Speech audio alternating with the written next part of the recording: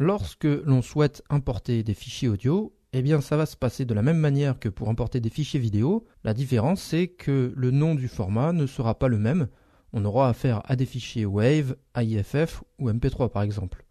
Donc on va venir dans les dossiers, chercher les fichiers qui nous intéressent et les déplacer sur la timeline. La différence aussi, c'est que lorsqu'on va déplacer ces fichiers sur la timeline, eh bien, il va y avoir des pistes audio qui vont être créées automatiquement. On peut importer de l'audio aussi à partir d'un CD. Dans un premier temps, je vais vous donner une astuce pour extraire rapidement. Il faut aller dans Fichier, puis dans Ouvrir. Là, on va sélectionner le disque et puis les pistes souhaitées. On peut en sélectionner une ou plusieurs.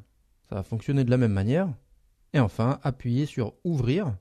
Donc là, on nous demande de déterminer un nom et un emplacement. Je vais aller choisir un emplacement.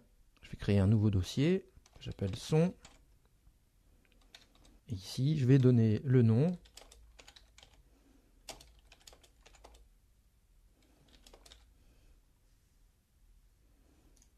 Il y a une extraction audio.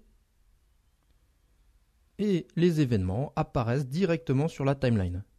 Donc ça, c'est la méthode la plus rapide, la plus simple. Mais sinon, on peut utiliser l'icône qui est ici dans la fenêtre média de projet.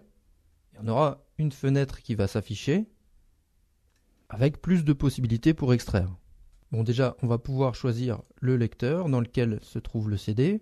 Et puis, il faut choisir si on souhaite la lecture par piste pour extraire individuellement ou lire tout le disque pour extraire le CD dans un seul fichier, ou encore lecture par plage pour n'extraire qu'une partie d'un morceau.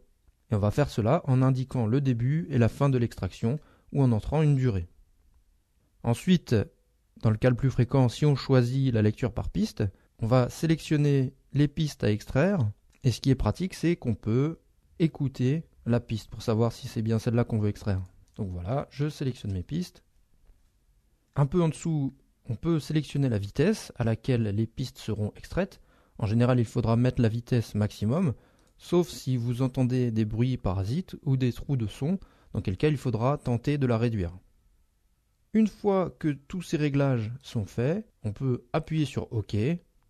On va choisir un emplacement et un nom pour les fichiers. Et lorsque j'appuierai sur Enregistrer, l'extraction aura lieu. J'aurai les pistes disponibles dans la fenêtre Média de projet.